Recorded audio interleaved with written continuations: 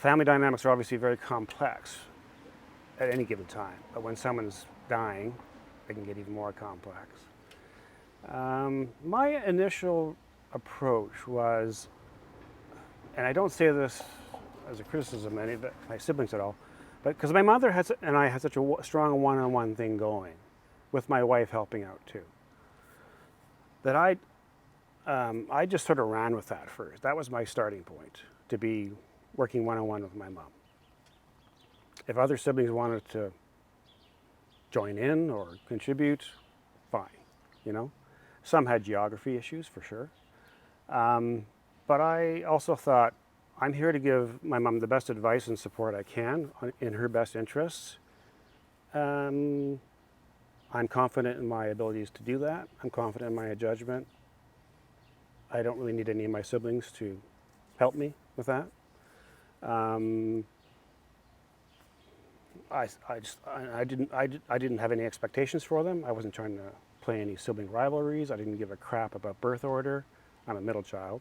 I didn't give any of the family politics. I didn't care about. I was focused on my mom, and I thought, I'm doing this for her. If others join in, great. If others don't, for whatever reason, that's their choice. And quite frankly, it's their loss, you know.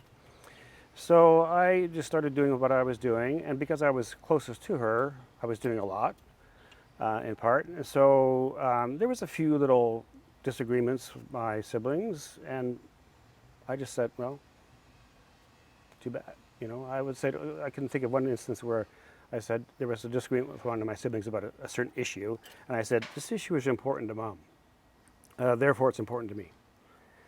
The same issue is not important to you, so that means it's not important to me. Your issue with this issue is not important to me. And, you know, I just said, I don't care, you know, like it's important to her. That's all that matters, you know. Your personal politics, it's nonsense. It has nothing to do with what we're doing here. So as it worked out, in the final stages, it was me and two of my siblings, spending a lot of time with my mom, a brother and a sister. My sister from Alberta moved here short term to help look after Mom, which was great because she was quite close to my mom, so she was a great complement to what we were doing. And also it was helpful, quite frankly, to have a woman helping a woman in certain aspects, if that was very important. But with my family, I just sort of, you know what, I'm stepping forward, I'm stepping up, that's my choice. Whether you guys do it, then that's your choice. I'm not gonna say you should be helping here, you should be helping there. So it worked out quite well, but I do appreciate the support of my brother and sister. We became closer in the experience. Yeah, so it was a positive experience by and large with my siblings, largely because my two siblings who helped out and really stepped up.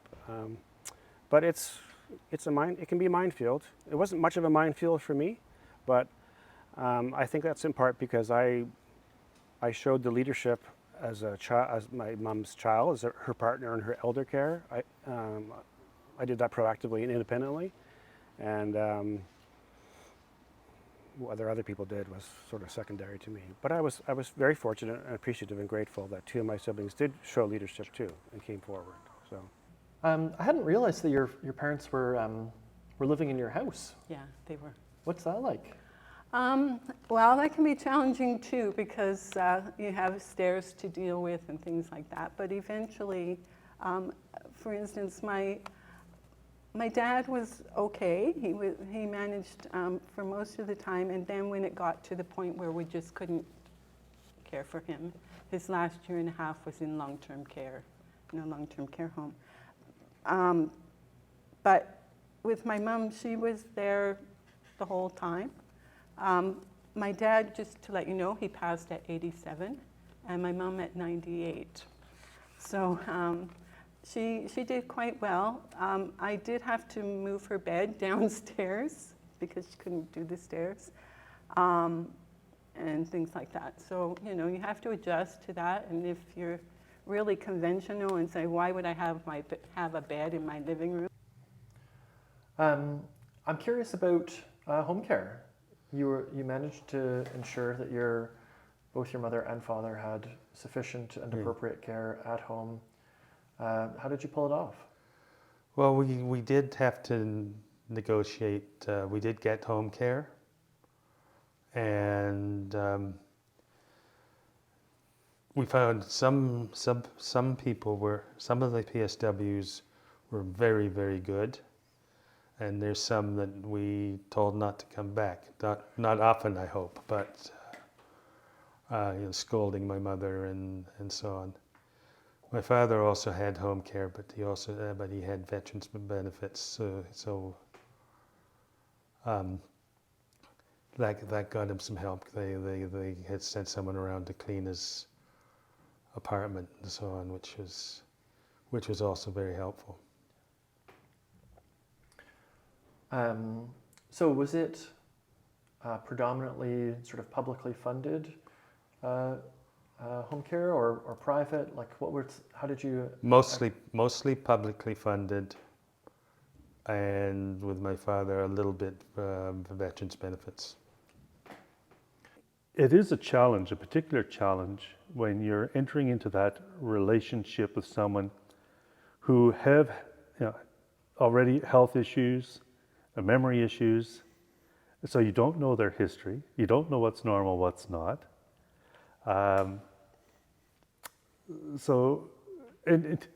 For one moment they've asked you to be there, the next moment they're not sure why you've been there. You go between suspicion and I need you. So some very specific challenges in trying to overcome that lack of history. In the case where there's family, estranged family, I really worked at trying to understand what the issues were with each of the spouse's children, because that's what it was, the deceased spouse's children.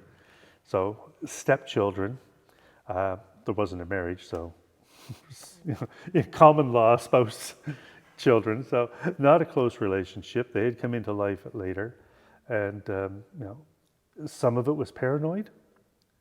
So helping to try to establish a relationship again and trust so that a family member could take part in it, but also trying to listen very carefully to his specific instructions about what someone could not have. A lot of juggling, because there's things that belonged in his family, things that came into the household from her family, not to be mixed up. So I think similar challenges that a family member might have, but without the history.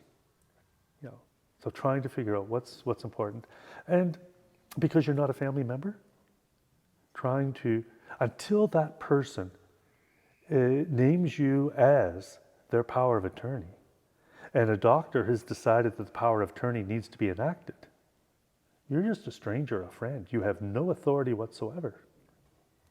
So in the one case, the person could not drive, but still had the keys to his truck.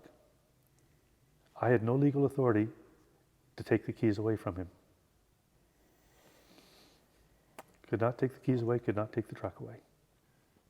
How do you navigate that? I could cause it to have a regular flat tire. Oh gosh, okay. Is that what you actually did? Yes, I actually did that, yeah. Just take the air out a little bit? I would let the air out of the tire when I was fearful that he would try to drive away. Now, he had a helpful neighbor who would often, the next day be able to come and refill the tire, but you do what you try, to do to try to keep the individual safe, because someone has to care. So. I'm curious, as a part of that, you're drawing family members in a little bit and sort of negotiating with them about, you're negotiating on behalf of the person you're caring for, and also negotiating on behalf of the sort of somewhat estranged step sibling, step children. Yeah. How do you draw them in a gracious way?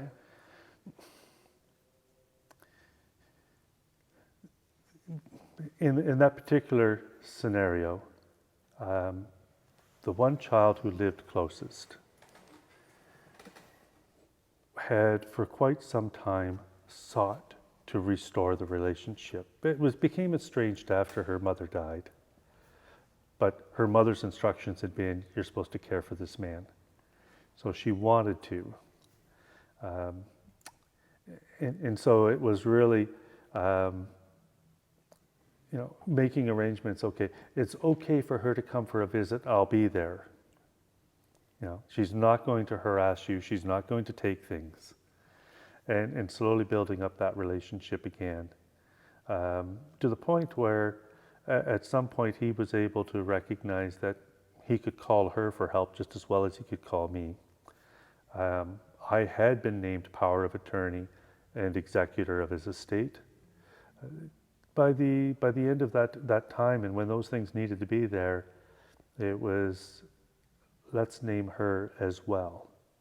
She can't do anything without me. And I know what you've said, and I will honor what you've said, but she has history that would be helpful to me. And her desire, his ability to, in time, understand that I would not relinquish control, that she became welcomed. The rest of the family, no. Not until after he had died was I able to really meet with them, and within the stipulations that he had given me, being able to include them. So I'm curious about the family interplay between you and your sister in particular. Okay. Yeah, I know that she was the primary caregiver. How did you support her? How did she ask for your support? Well, she would go visit Mom 3 times a week, generally, 2 or 3 times. And every time she went to visit, she would phone me, give me an update. If there was any issues, and especially, I'm the money person. So, she handled paying things, writing checks and whatever, but I handled the investment decisions. And so, that was me. And I was the one that decided that, we can afford to put her in private care and that kind of thing. My sister was also dealing with her husband's aunt. He had 2 aunts. Sequentially, they had issues. They lived in England, Wales actually. And so they would go, my sister and her husband would go over once or twice a year at this point to help out with these women who were stubbornly independent, and I guess nursing homes aren't such a solution in England. They're more into home care and keep you where you want to be. Anyway, but they would go visit, and they both lived in houses, so there was things that needed to be done. So they would go for a couple of weeks, which means I would go so that I could visit Mom for a short time, for a few days. And this started when I was still working, so I would take like a long weekend or something and go on Friday and stay for the weekend and take her out places. And we'd go out for a meal because she liked what she liked, and they didn't always serve that at the home.